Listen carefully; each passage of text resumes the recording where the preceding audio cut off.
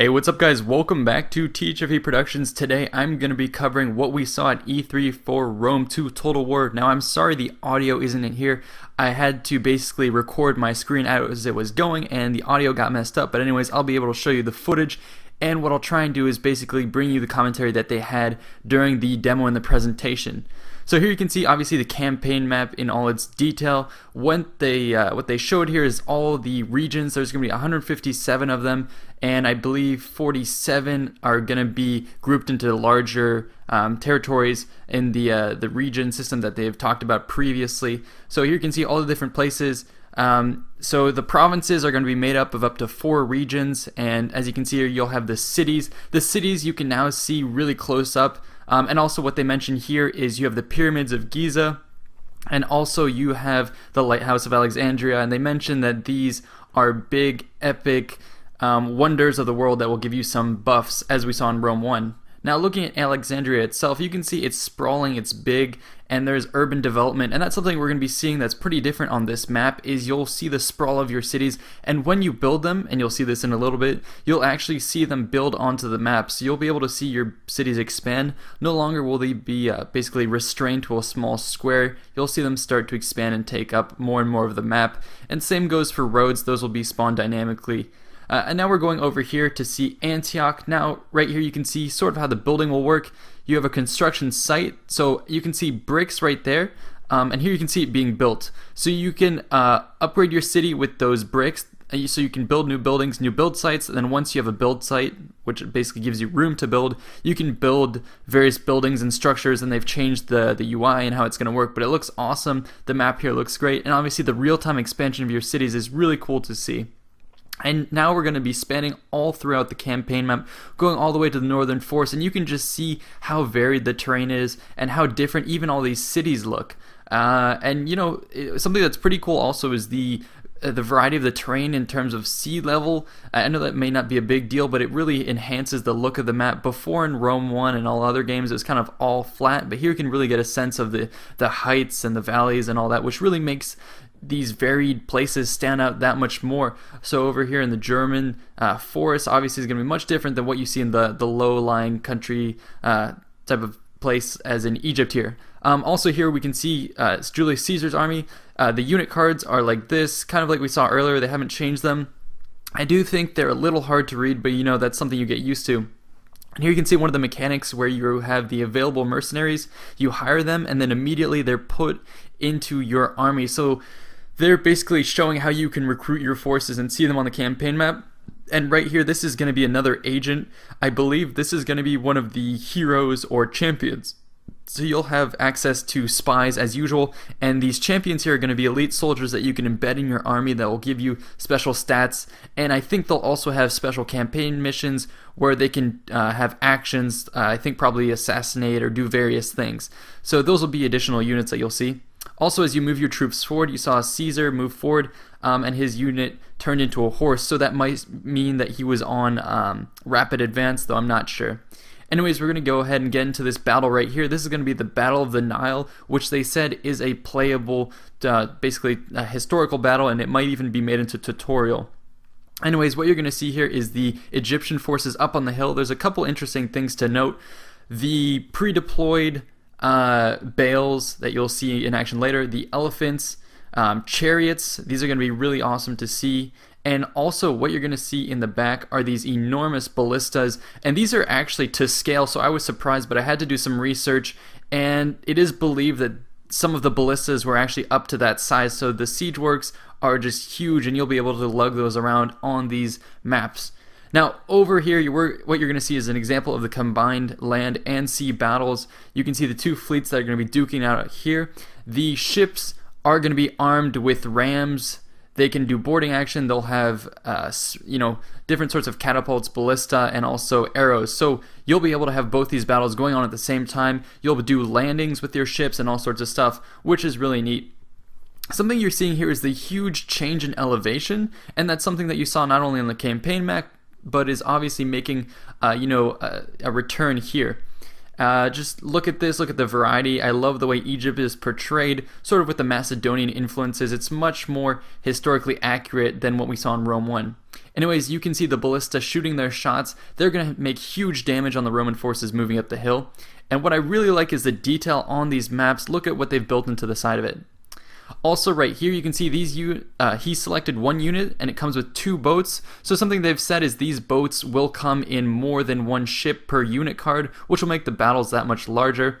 And these will basically be handled like you saw in Shogun. You know, they're ore powered and sometimes via the sail, and they'll have, you know, you'll have capital ships and you can ram, and that's going to be a cool feature. It seems like it moves a lot quicker than Shogun. The deployment zones are closer, and it just looks really, really awesome. This ship right here is going to be the Egyptian flagship. It holds 200 infantry, and you'll see one of the features as it picks up speed. It's going to be able to ram one of the Roman ships.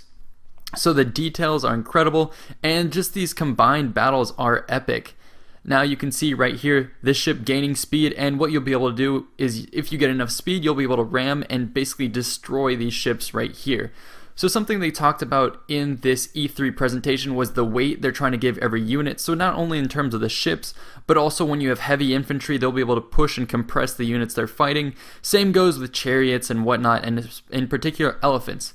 But now you can see the ballistas shooting their huge shots, and they're going to be devastating. Now, you know, we're going to have to see if they tweak this because these just look incredibly powerful. You'll see it just knocks out a huge chunk of that Roman group right there. Now, I'm guessing half those soldiers will get back up, but still, it's pretty devastating. Anyways, you see the Roman forces moving up, and now we're going to see chariots in action. They're moving up. Here they show off first person, and these chariots are going to come in, and they're going to steamroll the infantry, especially with the downhill charge. That's just pretty crazy right there. They just steamrolled these. And now we get to see some of the deployables that you'll have on the battlefield. These have to be in elevation. Basically, you light these up, they roll down the hill, and they'll take out anything in front of them, doing massive damage and basically wreaking havoc on the attacking force.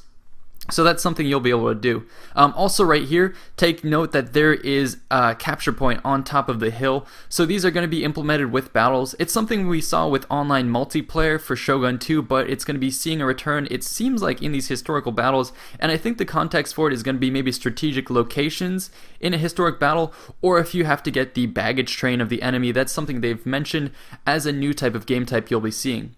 Anyways, you see the elephants over here getting veterans. So once your units get upgraded, obviously they've added more to that. It's a little more obvious. Here the Roman soldiers are moving forward. Camels look awesome. Here the elephants are going to come in for a charge, and again you can see the weight of these creatures flailing and hitting the Romans out of the way. Now we don't really see too much of the elephant animations in this video, but you know, we do see the elephants doing their work, doing their action, and they look relatively balanced. I mean, you saw right there they're fleeing in panic, and right there you saw one of the elephants go down, and it looks like the animations are pretty well done. Anyways, you have, you know, camel forces on foot, archers. It all looks really cool. And this is going to be one of those historic battles you can do. Battle of the Nile. Another one is going to be the Siege of Carthage, the Battle of Teutoburg Forest, and there'll be a variety of other ones. Over here you can see the ships doing battle. Some of them have sunk. You can do boarding action. And also what's cool with these catapults is if you are able to clean up the other fleet, you can move in and support your troops with your catapults. So now you can see the Egyptian troops holding control of the hill, and what they talk about at this point is how a lot of the battles are going to have a variety of terrain, and here they're showcasing the battle map. It looks much more realistic, almost something you'd see in Google Earth.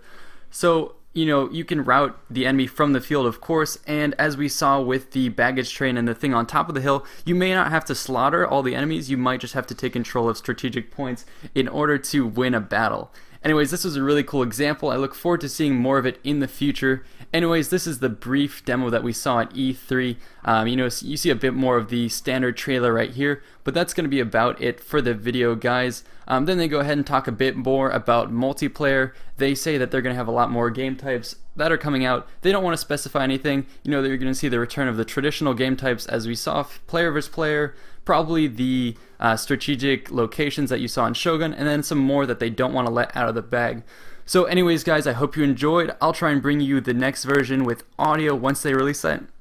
Anyways, I hope you enjoyed. Make sure to leave comments what you think, what you like, and check out our other videos. I'll see you guys next time. Peace out. And here I'm pushing even further, trying to draw them out even more. Now, this is going to prove to be fatal. So he charges up here. He has more forces than I do, but that's fine. I will go ahead and accept the challenge of battle right here. I'll pull up the hill slightly, and then I'll charge back down just so I get a little bit of the uphill bonus.